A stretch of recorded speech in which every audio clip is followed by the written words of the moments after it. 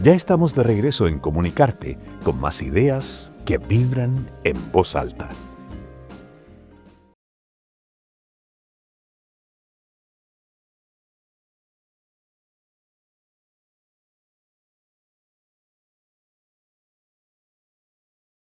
Estamos en Valdivia haciendo una cobertura especial del Festival Internacional de Cine y una de sus invitadas especiales, de hecho uno de los focos de esta 32ª versión es dedicado al cine de Clarisa Navas, directora argentina que nos acompaña acá. ¿Cómo estás, Clarisa? Muy bien, muy feliz de estar acá. Bueno, muchas gracias por conversar con nosotros y poder hablar un poco de tu cine y de las películas que te trajeron acá.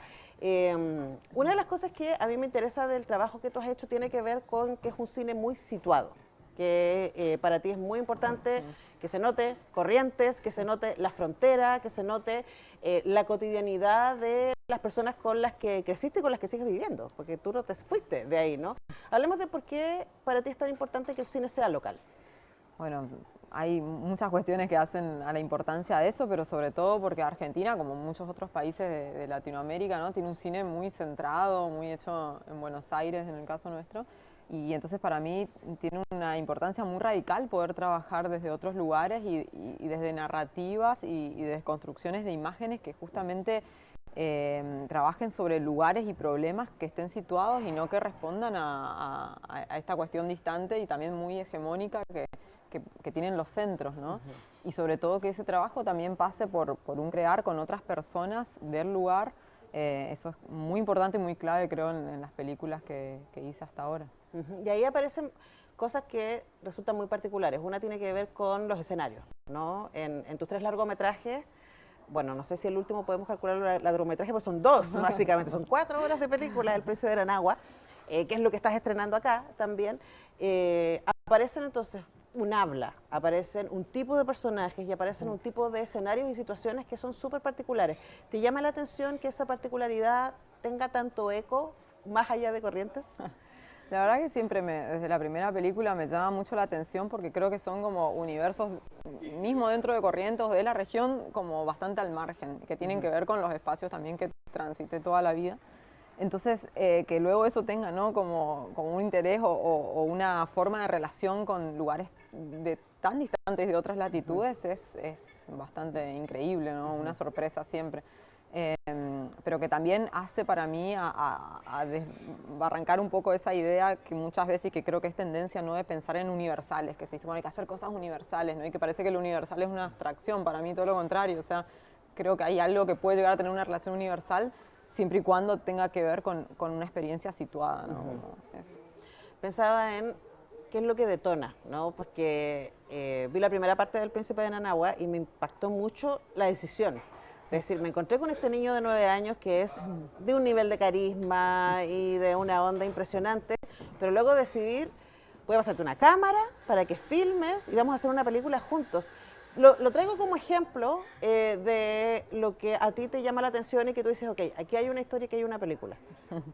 Bueno, hay muchas cuestiones ahí también que pasan por haberse implicado muy profundamente con Ángel y en la vida de Ángel y que de alguna manera fueron llevando a que este proceso se alargara y se dilatara en el tiempo, pero que no partió desde un programa inicial de decir, bueno, voy a trabajar, no sé, o vamos a trabajar durante 10 años, sino que hay algo de un compromiso afectivo y de un vínculo que se fue armando que nos llevó a sostener eso y a darnos cuenta también que la película tenía que ver con el tiempo y con una extensión y con una duración que pocas veces se puede transitar procesos así, porque también las lógicas del cine y las lógicas industriales condicionan mucho los procesos. Entonces es una película como muy resistente a esa lógica dominante también. Claro, pero pienso que en ese caso ahí también yo creo que lo que sostiene es el vínculo, o sea, se nota mucho el cariño que ustedes se tienen y el hecho de que tú hayas seguido viéndolo. A ver, para quien no sabe, El Príncipe de Aranagua es 4 horas de película de 10 años de la vida de Ángel, que empieza tú lo filmas a los 9 y él empieza a filmarse a sí mismo a los 11. Sí. Y ahí hasta los 21 y por supuesto en esos 10 años le pasan un montón de cosas. ¿Cuántas horas de material tuviste? Uy, cientos, no sé, nunca hicimos bien el cálculo, pero son un montón de horas. Es como, fue muchísimo el trabajo de montaje Y también, bueno, el hecho de decidir encontrar en todo eso una película que también tenía que ver mucho con un registro personal de nuestros encuentros y de la vida de Ángel. Entonces ha sido como un trabajo arduo ese de montar. ¿Y lo fueron haciendo a medida que pasaba el tiempo? ¿Juntaron todo el material y con eso armaron la narrativa? Sí, fueron los 2 últimos años de estos 10 años fueron de montaje, pero a la vez de seguir grabando, porque lógicamente la vida continuaba y las cosas, los acontecimientos seguían sucediendo, entonces fue como ir montando y seguir grabando. Ahora, igual me llamó mucho la atención mientras veía la película este ejercicio del registro, porque hace 10 años este registro no era tan obvio, ¿no? Y por eso tú le tuviste que pasar a una cámara. Y también en ese mismo sentido, el ejercicio de documentar era un poquito más exclusivo, no era tan obvio, necesitabas tener el soporte, que inicialmente no era el digital. O sea, claro, que yo creo que para estos chicos que están aquí participando de esta grabación, es súper raro pensar eso, pero nosotros conocimos un mundo en donde para grabar había que tener el soporte, ¿no? Sí. Entonces hablemos también de cómo esos cambios tecnológicos y de acceso fueron también influyendo en la narrativa.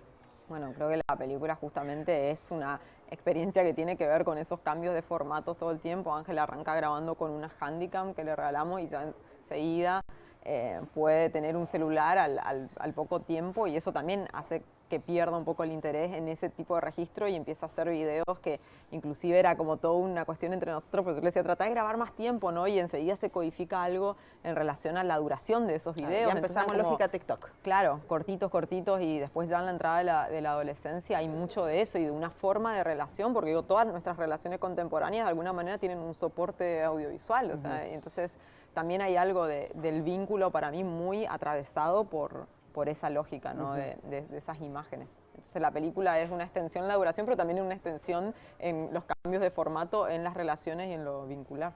Sí, estaba pensando hace poco, entrevisté a un historiador chileno que escribió una biografía de un presidente muy importante del siglo XIX, pero en base a sus cartas, ¿no? Yo le decía, ¿y cómo van a ser los historiadores del futuro con esta época? Así que van a revisar los mails, los WhatsApp, las redes sociales, ¿qué van a hacer? Y yo creo que tu película nos invita también un poco a pensar cómo se construye una narrativa de una vida con estos otros formatos. Sí, totalmente. Creo que hay algo de eso, una exploración a través de cómo se construye una narrativa y cómo son esas imágenes también, porque todo el tiempo fue una relación con Ángel de plantearle una co-creación de esta película, ¿no? Entonces también hay un ejercicio del mismo, ¿no? De cómo construirse en esas imágenes, muy consciente de lo que estaba haciendo.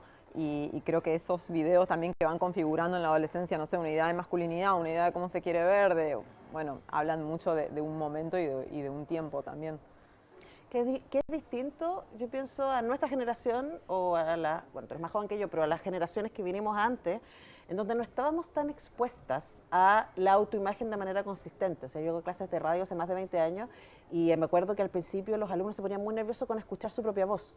Porque no estaban acostumbrados a oírse en mensajes de voz o a verse en video. Yo creo que Ángeles también, estos 10 años son un buen registro de cómo también cambió la autopercepción de la imagen. Totalmente, sí, es una generación completamente diferente en esa relación con las imágenes y en esa relación también de la exposición, de lo público. Inclusive me parece a mí lleva a replantear muchas nociones del documental y de la exposición. O sea, creo que muchas veces el cine todavía está como con unos paradigmas más viejos y que ahora, digo, pensar en esa relación con las imágenes de personas tan jóvenes como de 20 años o menos de 20 años, completamente diferente. Es como otro tipo de pensamiento de lo íntimo también y de lo público. Ahora me da la impresión, Clarisa, que también está contenido en El Príncipe de Nanahua, que son 4 horas, de hecho acá se está dando en 2 funciones.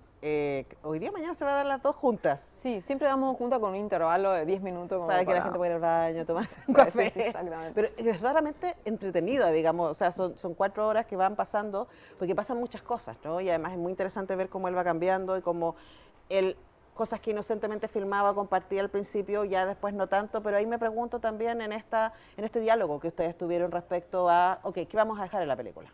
Sí, bueno, todo el tiempo hay como un posicionamiento ético desde el principio que para mí contemplaba que Ángel era un niño y que entonces también había que estar a la altura de eso, ¿no? Y respetar mucho lo que él quisiera que aparezca en los años posteriores y a la vez dentro de todo eso que iba filmando, lógicamente que con el correr del tiempo había como una suerte no, de olvido. A mí también me pasaba, yo no sabía qué había en todo ese material, entonces fue como muy importante tener esa instancia ya cuando habíamos empezado a hacer un primer corte de ir mandándole y lógicamente ya sobre el cierre hacer un visionado con él de este montaje final y conversar las cosas que se sacaban, que sí, que no. O sea, todo el proceso ha estado como muy en diálogo con Ángel. Ahora, me parece interesante de la película que hay al mismo tiempo cruzado como una inocencia respecto a esta autorrepresentación, pero también una conciencia del registro. O sea, que me queda muy claro, hay una imagen en donde al principio de la película él está filmando a su mamá y le pregunta por el otro hijo, ¿no? Y la mamá se pone muy incómoda y le dice, eso no se pregunta. Así como, graba de nuevo, pero eso quedó en la película, ¿no? Entonces creo que también es un guiño para decirnos, esto no es tan inocente. O sea, hay una conciencia respecto a que dejamos y no. Sí, sí, completamente. Hay una conciencia, pero también creo que a lo largo de los años eso también se ablanda con Lucy, que es la mamá, como en ese momento que dijo, no quiero hablar de eso, ya han pasado los años, hay algo de reírse, no era solo no quiero hablarlo en cámara, a mí me dio la impresión de que no quiero hablarlo contigo. Sí. Eres muy chico para entender esto. O sea, esa fue la impresión que yo recibí y claro, y ese es un detonante muy natural de cualquier familia latinoamericana. Es como, no vamos a hablar de esto. Totalmente. Pero a la vez es gracioso porque en ese video Ángel le hace caso finalmente y lo corta ahí. Entonces hay mucho de la película, en sus múltiples elipsis que tiene, de cortar o dejar hasta dónde justamente se interrumpe esa imagen, ¿no? Que fue algo que también lo fuimos charlando porque Ángel con una cámara de pronto podía también ser invasivo dentro de su contexto y creo que él también fue entendiendo mucho hasta dónde podía grabar las cosas, hasta dónde no. E inclusive con nosotras siempre está ese código y hay muchos momentos también dejados en la película que es como, esto te lo voy a contar, pero apaga la cámara. Claro, enough. Sí. O sea, necesito que lo entiendas. Ahora, lo interesante es que nosotros no tenemos esa conversación.Nosotros nos enfrentamos al material que queda, ¿no? Hay otra cosa que me parece interesante de El Príncipe de Nanagua, pero también de Hoy hay partido a las 3 y de Las Mil y Una, que tiene que ver con el territorio, con el escenario en donde aparece esta historia, que siempre es un escenario liminal, ¿no? Estamos exactamente en el borde Argentina-Paraguay y esos espacios de límite son siempre muy interesantes, ¿no? ¿Qué es lo que a ti te parece seductor de filmar esos escenarios? Especialmente la película parte con este puente que cruza, ahora estamos en Argentina, ahora estamos en Paraguay. Hablemos un poco de ese margen, de ese límite. Bueno, son en realidad como espacios, no sé si tanto como elecciones que voy porque me parezcan interesantes, sino porque son mi experiencia vital. O sea, yo nací en Las Mil, me crié en Las Mil, como un espacio también como muy es una villa, para que la gente sepa, por si no sabe. Es raro porque dentro de Argentina es el diseño que se ha hecho para las clases medias que se han empobrecido con todo el deterioro. Pero es que en argentino. Chile no es igual que villa Okay, claro, acá villa sería una población. Ah, claro, pero es medio una onda población. Pero lo que tú decías antes eran como estas villas estructuradas para clase media. Sí, que después, bueno, están en una decadencia total en este momento en Argentina. Entonces, está situado ahí, que es un poco mi terreno, y que eso también implica una frontera dentro de una ciudad que es pequeña. En el caso de Partido también, es como los bordes de estas canchas de fútbol, también en barrios periféricos donde transita el fútbol femenino, y en el caso de la frontera la más evidente, que es Nanagua, Clorinda. Y creo que justamente son lugares que se corren de los ejes centrales por donde se supone que pasa la vida de los grandes acontecimientos, ¿no? Entonces a mí me interesan mucho esos lugares de hibridación o de traspaso, casi de tráfico, de un montón de cosas, ¿no? Y que de alguna manera vienen a desbaratar mucho los discursos identitarios que se construyen. En el caso del Príncipe de Nanagua, por ejemplo, esta cosa tan absurda, ¿no? Entre, bueno, acá empieza Paraguay, acá empieza Argentina, que ser paraguayo, que ser argentino, como un montón de cosas que se deshacen completamente en esos lugares, ¿no? Y también lo siento en un espacio así, barrial, en un lugar como puede ser una cancha de fútbol. Son todos lugares donde esos constructos de identidad, que muchas veces también para mí encarcelan mucho la existencia, se liberan, se deshacen, bueno, eso. Pero quizás también porque tú escoges historias donde los personajes ponen en tensión ese mandato. O sea, la primera vez que vemos a Ángel está contando esta anécdota respecto de que lo castigaron por estar hablando guaraní y él dice, no puedo entender por qué, a quién le hace daño que yo hable guaraní, y yo pensaba en esta idea de tratar de controlar el límite, ¿no? De decir, bueno, aquí estamos en Argentina, aquí en Argentina se habla castellano, guaraní está fuera del canon, está fuera del colegio, digamos, pero luego están las casas, está en el trato. De hecho la película parte con con la gente hablando guaraní en castellano, ¿cierto? Y hace ese juego. Entonces, no sé si eres consciente de que tus películas siempre están hablando de lo liminal, de ese límite de la tensión.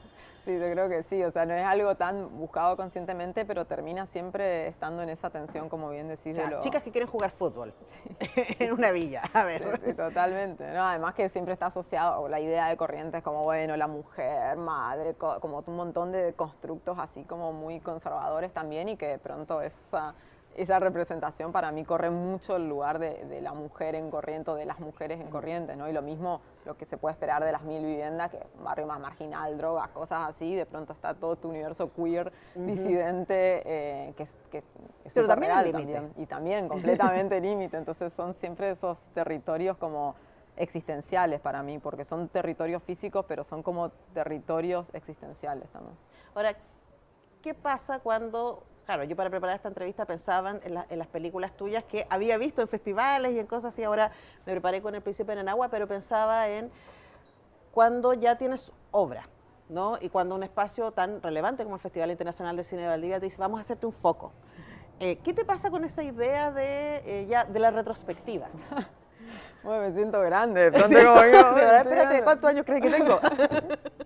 Sí, sí, me pasa eso, como un poco de, bueno, obviamente que muy feliz por eso, porque también siento que hay algo de reparar sobre una obra que al transitar por estos márgenes o al haberse corrido también me parece a mí de ciertos lugares donde la idea, ¿no?, del éxito puede ser más convencional, utilizar un Star System. En Argentina el Star System dentro de la ficción es súper fuerte, las películas que no usan ciertos actores son la cara o la idea de Argentina, sí, claro, no circula, entonces creo que también, no sé, poner en valor una obra que nos ha llevado a mí y al colectivo del que soy parte, que son mis amigas de la región también, a correr y tener que tratar de transitar con esos riesgos y seguir haciendo con mucha dificultad. Bueno, es como poner en valor de pronto en una retrospectiva, me parece muy, muy hermoso. O sea, y también no siento que sean solamente películas que remitan a mí o a mi autoría, sino que son películas sumamente colectivas, o sea, que hubiesen sido imposibles sin el soporte y la ayuda y el afecto de las amistades que están ahí haciendo en conjunto. Sí, yo creo que también eso es algo como que exuma de tu cine, es como que se nota que ahí hay mucho vínculo. Y que el vínculo es el que sostiene, ¿no? Para cerrar, quería preguntarte, Clarisa, ¿qué descubres cuando alguien como yo o acá en la invitación lo ves en el catálogo o la gente te da de vuelta así como, mira, he visto en tu cine, ¿no? ¿Qué empieza a parecer que tú no habías visto? Hay un montón de cosas. Yo creo que cada intercambio así como que se toma la posibilidad de detenerse, porque también siento que hay poca posibilidad de detenerse muchas veces, ¿no?, frente a las películas y al ritmo que estamos, pero cuando sucede ese detenimiento y esa demora en pensar otras cosas, aparecen un montón de cuestiones que inclusive yo no las había ni pensado muchas veces, ¿no? Y ahí hay algo muy, muy mágico. Pero sí, sucede y está sucediendo también acá, no sé, mucho contacto con estudiantes, o sea, me parece muy, muy hermoso. A mí me parece tan lindo el espejeo del cine. Sí. Es como tú hiciste una cosa y luego yo veo otra, porque justo esa frase o esa conversación o esa escena me tocó un botón que a veces yo tampoco sabía que estaba, como audiencia digo. Sí. Bueno, esas son parte de las bellezas. Clarisa Navas, muchas gracias por conversar con nosotros. Muchísimas gracias. Nosotros vamos despidiendo esta conversación, pero ya volvemos con más Comunicarte.